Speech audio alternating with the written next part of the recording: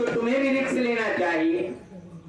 भोले बाबा ने कहा अकेले मेरे भी बस की बात नहीं है कि जो मैं जलंधर का वध कर सकूं, क्योंकि जलंधर अकेला नहीं लड़ रहा है। जलंधर की शक्ति जो बढ़ाने वाला है वो उसकी धर्म पत्नी, पारायण पत्नी, पतिव्रता स्त्री उसकी पत्नी है, बिंद्रा है। इसलिए उसके पास शक्ति डबल हो जाती है। मैं अकेला उसको परास्त नहीं कर सकता हूं। इस प्रकार के वचन को सुन करके चढ़ा दो बोल गोविंद भगवान की जय। श्री कृष्ण गोविंद हरे मुरारी हे नाथ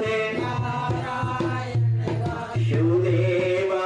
श्री कृष्ण गोविंद हरे मुरारी हे नाथ हे वासुदेवा हे नाथ नारायण वासुदेवा हे नाथ नारायण वासुदेवा। श्री कृष्ण गोविंद हरे मुरारी हे नाथ बोल वासुदेव भगवान की। भगवान विष्णु ने सभी देवताओं को बुलाया और सभी देवताओं ने भोले बाबा को अपना अपना अंश प्रदान किया, अपना अपना तेज प्रदान किया।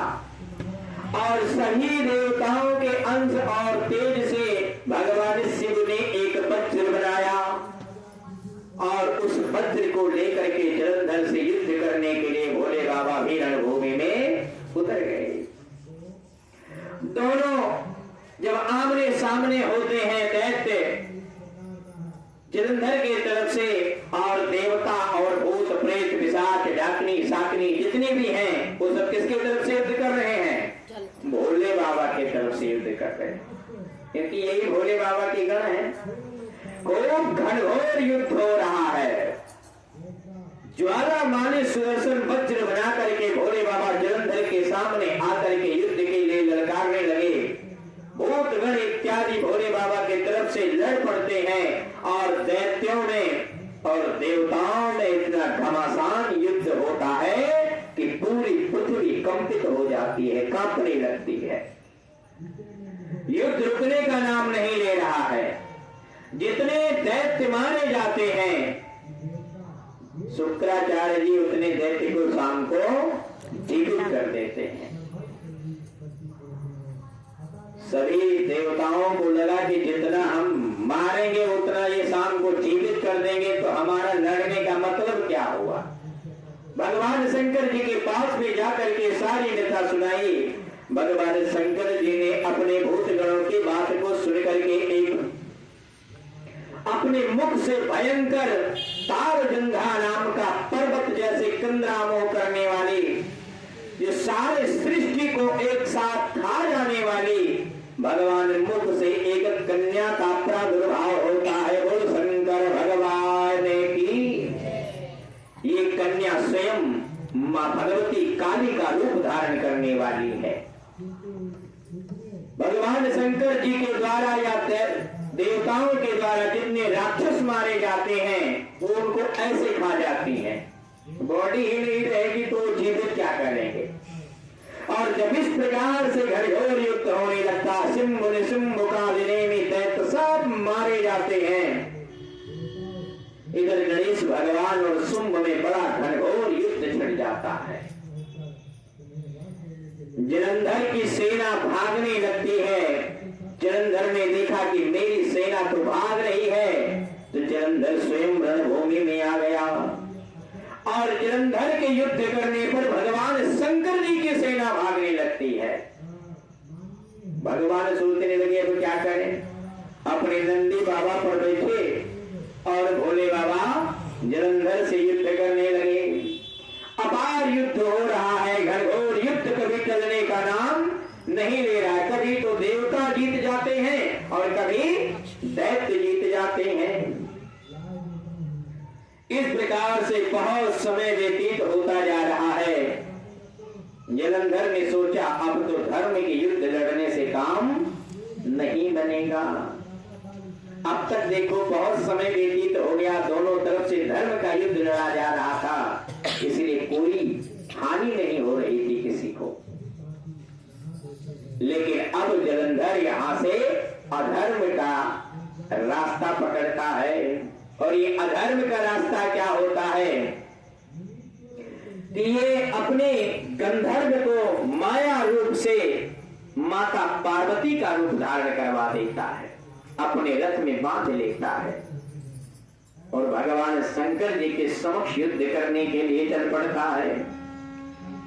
भोले बाबा ने देखा भाई ये कौन सी माया है, पार्वती जी कैलाश पे थी, यहां कहां आ गए। विष्णु भगवान को बुलाया, प्रभु ये कौन सी माया है, अब ये क्या कर रहा है, पार्वती यहां कैसे। विष्णु भगवान ने कहा अब धीरज रखो, अब जलंधर का अंत आने वाला है। क्यों? क्योंकि मैं जब तक किसी को कुछ नहीं कहता, जब तक किसी का कोई नुकसान नहीं करता, जब तक वो स्वयं अधर्म के मार्ग पे ना चले। बोल गोविंद भगवान की। जलंधर ने माया रूपी पार्वती बना करके अब ये हमें अधर्म के मार्ग पे जो चल पड़ा है, इसने हमें रास्ता दिखा दिया। क्योंकि सठ सुधरते हैं, जब सठ की संगत मिलती है तब वो बिगड़ जाते हैं, लेकिन बहुत अच्छे लोग होते। वैसे तो बाबा ने लिखा है कि सठ सुधरे सत्संगति पाई। अच्छी संगत करोगे तो सठ भी सुधर जाएंगे, लेकिन कुछ सठ ऐसे होते हैं जो बातों से नहीं सुनते हैं। उनके लिए तो उन्हीं की भाषा में उन्हें समझाना पड़ता है। भगवान विष्णु के कहने पर भोले बाबा को धैर्य हुआ कि भैया असली पार्वती नहीं है। और जैसे ही मां पार्वती का रूप धारण करके जलंधर तत्काल लड़ता है, भगवान समझ गए और कहने लगे अब इसने हमें रास्ता दिखा दिया। पहले अधर्म किसने किया है और अब हम जब करेंगे तो हमारा कोई दोष नहीं होगा। बोल गोविंद भगवान की।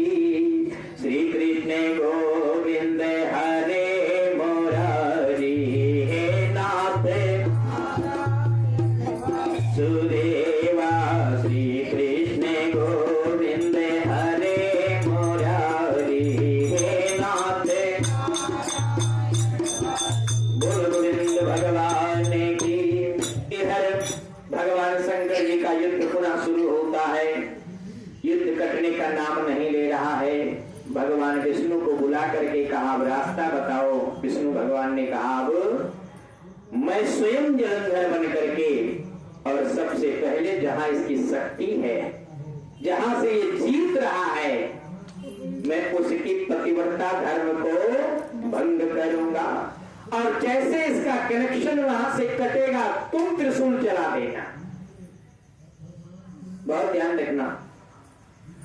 भगवान विष्णु जैसे ही जलंधर का रूप धारण करके और घर पे पहुंचते हैं, बिंद्रा उस समय तपस्या में लीन होती हैं।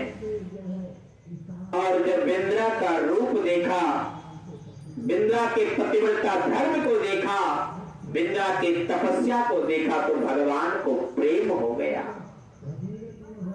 भगवान चाहते यही है कि आप संसार में कितने भी वशीभूत हो जाओ, लेकिन विरक्ति एक ध्यान रखना है कि संसार में सब कुछ सत्य नहीं है सिवाय तुम्हारे कर्म के और भक्ति के। और जैसे ही भगवान बिंद्रा को आलिंगन अंग, जैसे ही उनको उनकी तपस्या से उठाते हैं, ध्यान खत्म होता है, बिंद्रा समझ जाती है कि हमारे साथ छल हुआ है, क्योंकि पतिव्रता स्त्री को छलना भी बहुत मुश्किल है। बिंद्रा समझ जाती है। इधर जैसे इसकी तपस्या भंग होती है, उधर भगवान शंकर जी का पाणिग्रह त्रिशूल जलंधर को धराशाही कर देता है। बोल शंकर भगवान की, बोल विष्णु भगवान की जय। जैसे ही सारी चीजें होती हैं, कल की कथा में आप लोगों को और बताया जाएगा कि बिंद्रा किस किस प्रकार प्रकार से क्या करती हैं, भगवान को श्राप कैसे देती हैं और विंद्रा से तुलसी कैसे बनी, ये कल की कथा में आप लोगों को बताया जाएगा। बोलो गोविंद भगवान की